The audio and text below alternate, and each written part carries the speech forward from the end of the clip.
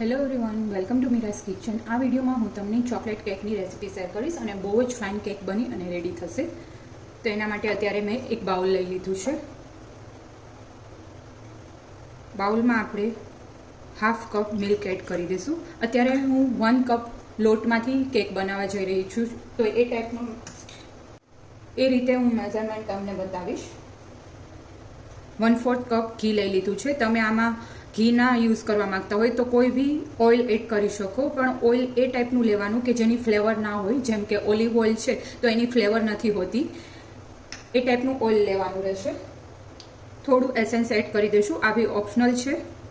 Chocolate essence અત્યારે હું add કરી રહી છું કેમ કે ચોકલેટ કેક બનાવી છે એટલા માટે. 1 ટીસ્પૂન જેટલું આપણે અત્યારે હું દહીં એડ કરવા જઈ રહી છું અને આપણે પ્રોપરલી મિક્સ કરી દઈશું. પછી અત્યારે આમાં જ આપણે 2/3 કપ શુગર એડ કરી દઈશું. શુગર અત્યારે મેં એટલા માટે એડ કરી દીધી છે જેથી કરીને એકદમ પ્રોપરલી મિક્સઅપ થઈ જાય અને મેલ્ટ થઈ જાય. અત્યારે શુગર એકદમ ઝીણો પાવડર જ લીધું છે, પણ તો બી પ્રોપરલી મિક્સ થઈ જાય. જ્યારે આપણે લોટ એડ કરશું એટલે તરત થોડું મિક્સ કરી અને ડાયરેક્ટ આપણે બેક કરવા મૂકવાનું હોય, તો થોડી આપણે શુગર મેલ્ટ થતાં વાર લાગે. તો આ પ્રોસેસમાં જ શુગર પ્રોપરલી મેલ્ટ થઈ જાય એટલા માટે એડ કરેલી છે. અત્યારે આને આપણે 2-3 મિનિટ માટે રેસ્ટ થવા રાખી દઈશું. ત્યાં સુધીમાં આપણે જેમાં બેક કરવું હોય એ વાસણ લઈ લેવાનું. અત્યારે હું ઓવનમાં બેક નથી કરવાની, ગેસ ઉપર જ કરીશું અને બહુ જ ફાઇન ગેસ ઉપર બી બની અને રેડી થશે. તો આવી રીતના ટીનનું મેં મોલ્ડ લઈ લીધું છે અને એને આપણે ઘીથી પ્રોપરલી ગ્રીસ કરી દઈશું. સાઈડમાં બી પ્રોપરલી ગ્રીસ કરવાનું જેથી કરીને ડીમોલ્ડ કરતા ટાઈમે ઇઝીલી ડીમોલ્ડ થઈ જાય. જો તમે પ્રોપરલી સ્પ્રેડ નહીં કર્યું હોય ઘી તો ડીમોલ્ડ પ્રોપરલી નહીં થાય, કેક તૂટી બી જાય ડીમોલ્ડ કરવા ટાઈમે. પ્રોપર થઈ ગયું છે. અને એક સાઈડ મેં આવી રીતના ઢોકળિયું લઈ લીધું છે અને નીચે નમક આવે છે એ સ્પ્રેડ કરી દીધું છે અને ગેસ ઓન કરી દઈશું. આને આપણે ગરમ થવા માટે મૂકી દઈશું અને એમાં અંદર આપણે કાંઠો રાખી દઈશું જેથી કરીને આની ઉપર આપણે મોલ્ડ રાખી શકીએ કેકનું ટીન.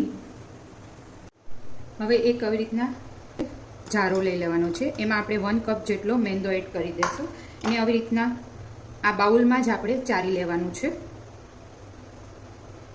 પછી એમાં જ આપણે કોકો પાવડર લઈ લેવાનો, એને બી આવી રીતના ચારી લેવાનો છે. 1/4 ટીસ્પૂન જેટલું બેકિંગ સોડા એડ કરી દઈશું. 1/2 ટીસ્પૂન જેટલું બેકિંગ પાવડર એડ કરી દઈશું અને આને બી પ્રોપરલી આપણે ચારી લેવાનું છે. તો બધું ચરાઈ ગયું છે. હવે આને પ્રોપરલી આપણે મિક્સઅપ કરી દેવાનું છે. આ પ્રોસેસ જેટલી બને એટલી થોડી ફાસ્ટ કરવાની રહેશે અને જરૂર લાગે તો થોડું એવું તમે મિલ્ક એડ કરી શકો. થોડું એવું મને અત્યારે જરૂર લાગે છે તો 1/4 જેટલું કપ જેટલું મિલ્ક એડ કરી દઈશું અને પ્રોપરલી કન્સિસ્ટન્સી આવી જાય ત્યાં સુધી આપણે મિલ્કને એડ કરવાનું છે. મિલ્ક છે એ રૂમ ટેમ્પરેચર ઉપર જ આપણે લેશું.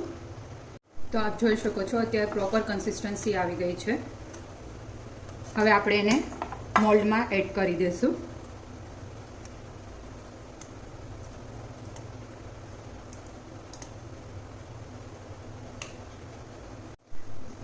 હવે થોડું આપણે એને ટેપ કરી લઈશું જેથી કરીને અંદર બબલ્સ હોય તો એ બેસી જાય. હવે ઢોકળિયું ઓલરેડી ગરમ જ છે, એમાં આપણે આ મોલ્ડ મૂકી દઈશું બેક થવા માટે. રીતના ઓપન જ ઢોકળિયાનું ઢાંકણ ક્લોઝ કરી અને બેક થવા રાખી દેવાનું છે. મીડિયમથી હાઈ ફ્લેમ ઉપર જ આપણે એને બેક કરીશું. બેક થાય ત્યાં સુધી આપણે સિરપ રેડી કરી લઈશું. તો એ પ્રોસેસ કરી લઈએ. પાણી લઈ લીધું છે 2 ટેબલસ્પૂન જેટલું અને એમાં આપણે 1 ટેબલસ્પૂન જેટલું શુગર પાવડર લઈ લેવાનું છે અને આને પ્રોપરલી મેલ્ટ થઈ જાય ત્યાં સુધી આવી રીતના હલાવી લેવાનું. તો હવે આપણે ચેક કરી લઈશું. અત્યારે 20 થી 25 મિનિટ થઈ ગઈ છે. આપ જોઈ શકો છો એકદમ ફૂલી અને બહુ જ ફાઇન બની છે અને આવી રીતના ટૂથપીક એન્ટર કરીએ છીએ તો ઇઝીલી રિમૂવ થઈ જાય છે. સાઈડમાં ચોટતું નથી એટલે પરફેક્ટ કૂક થઈ ગઈ છે. ગેસ ઓફ કરી દઈશું અને આપણે કોઈ બી એક કાપડથી કવર કરી અને કૂલ ડાઉન થવા માટે રાખી દઈશું બહાર એમ જ. હવે કેક ઉપર ડેકોરેશન કરવા માટે ગનાશ બનાવીશું. તો એના માટે અત્યારે કમ્પાઉન્ડ ચોકલેટ ડાર્ક લઈ લીધી છે, એને આપણે કટ કરી લઈશું. તો આવી રીતના ડેકોરેશનમાં મારે જેટલી જોતી હતી એટલી મેં સ્લાઇસ કરી લીધી છે. હવે એને આપણે તપેલીમાં લઈ લઈશું.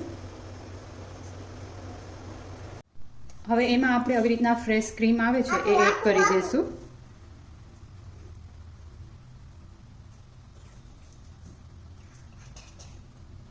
તો ક્રીમ એડ કરી દીધું છે. હવે ડબલ બોઇલરની પ્રોસેસથી આપણે એને મેલ્ટ કરવાનું છે. તો એના માટે અત્યારે મેં આવી રીતના એક પેન લઈ લીધું છે. પેનમાં પાણી લઈ લેવાનું અને બીજી નાની એક તપેલીમાં આવી રીતના મૂકી દેવાનું અને આને આપણે હલાવતા રહીશું એટલે ઇઝીલી મેલ્ટ થઈ જશે. ચોકલેટ મેલ્ટ થાય ત્યાં સુધીમાં આપણે કેક રૂમ ટેમ્પરેચર ઉપર આવી ગઈ છે, તો એને ડીમોલ્ડ કરી લેશું. આપ જોઈ શકો છો ઇઝીલી ડીમોલ્ડ થઈ ગઈ છે અને બહુ જ સ્પંજી બની છે કેક પીસ. હવે ઉપરનો જે પાર્ટ છે વધારાનો એને આપણે કટ કરી લેશું, જેથી કરીને બેઝ છે એ ઇવન થઈ જાય.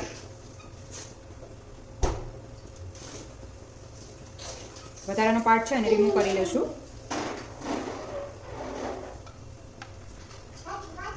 જોતા જ તમને અંદાજા આવી જશે કે કેક એકદમ સ્પોન્જ કેકનું બહુ જ સોફ્ટ બની અને રેડી થશે. અને પ્લસ આપણે ઘરે બનાવેલું હોય આવી રીતના બેક સાઈડ ટર્ન કરી લેવાનું અને પછી હવે આપણે એને લેયરમાં ડિવાઈડ કરીશું.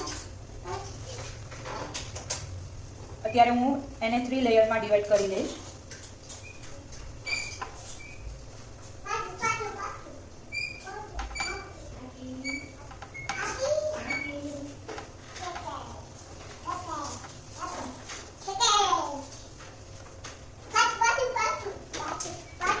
હજી એક લેયર આપણે કટ કરી લઈશું. સેમ 3 સાઈઝના લેયર આપણે કટ કરવાના છે.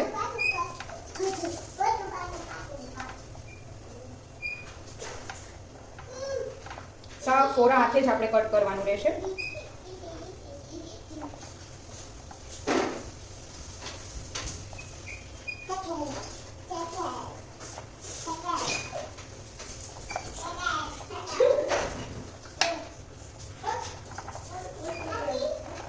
તો 3 લેયરમાં કટ થઈ ગયા છે, આપ જોઈ શકો છો.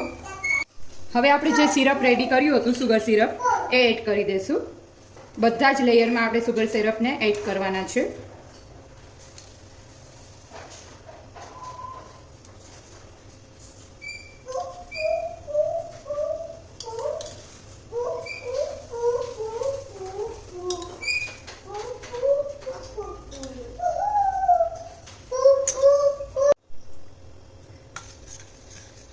તો અત્યારે ચોકલેટ ગનાશ બી રેડી છે, આપ જોઈ શકો છો. આવી રીતના મેલ્ટ થઈ અને મિક્સ થઈ જશે ક્રીમ અને ચોકલેટ. અને આપણે થોડું રૂમ ટેમ્પરેચર પર આવવા દઈશું, જેથી કરીને થોડું થીક થઈ જાય અને આપણે આમાં સ્પ્રેડ કરતા ફાવે. અત્યારે એકદમ થોડું રનિંગ કન્સિસ્ટન્સીમાં છે એટલા માટે. હવે આ ગનાશ પ્રોપરલી થીક થઈ ગયું છે, તો એને આપણે સ્પ્રેડ કરી દઈશું. હજી આપણે ફ્રીઝમાં આને સેટ થવા રાખશું એટલે પ્રોપરલી સેટ થઈ જશે. જો તમારે થીક લેયર કરવું હોય ગનાશનું તો હજી થોડું થીક થવા દેવું પડશે અને પછી જ સ્પ્રેડ કરવાનું. પણ અત્યારે મારે બહુ થીક લેયર નથી કરવું એટલા માટે હું સ્પ્રેડ કરી દઉં છું.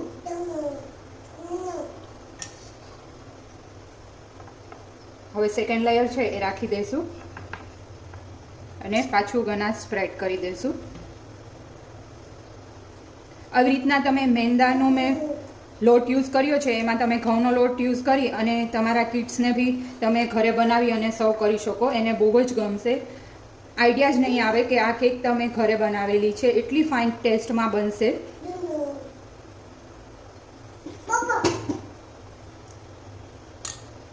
હવે ફાઇનલ લેયર મૂકી દઈશું.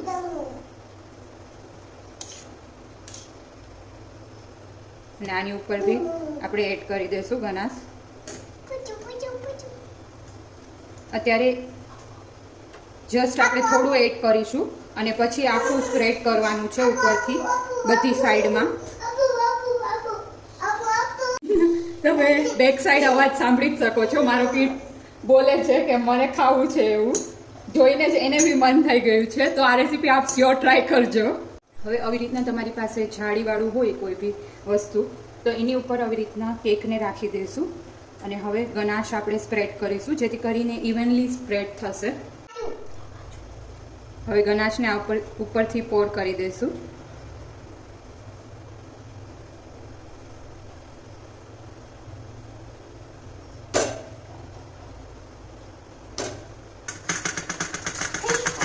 અત્યારે ઉપર આપણે કશું જ એડ નહીં કરીએ, ખાલી આવી રીતના ટેપ જ કરશું જેથી કરીને ઇવનલી સ્પ્રેડ થઈ જાય.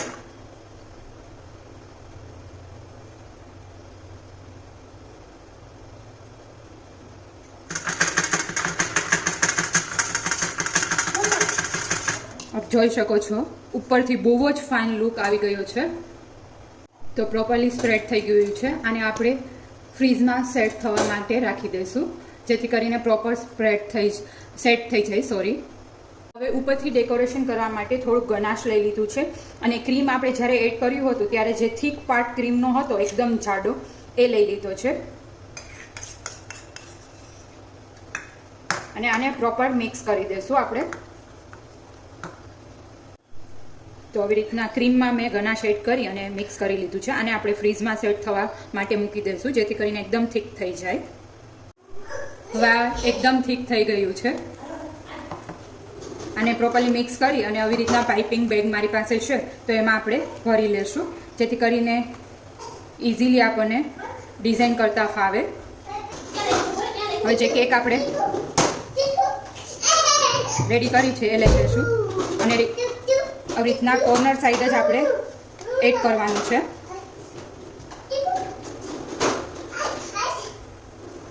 પહેલાં આપણે બોર્ડર બાંધી લઈશું એક અને પછી વધારે આપણે એડ કરી દઈશું.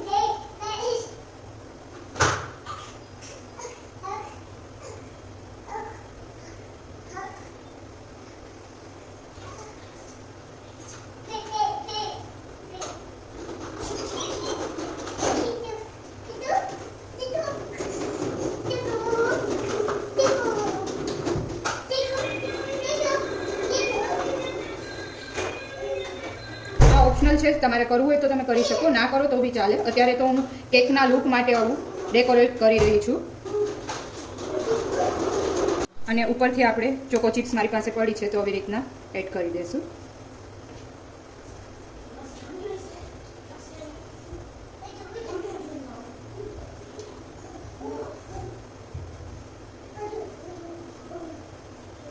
તો રેડી છે ચોકલેટ કેક. આપ બી આ રેસીપી ઘરે ઇઝીલી બનાવી શકશો આ વિડીયો જોઈને અને કમેન્ટ કરી અને જણાવજો તમને મારી રેસીપી કેવી લાગી.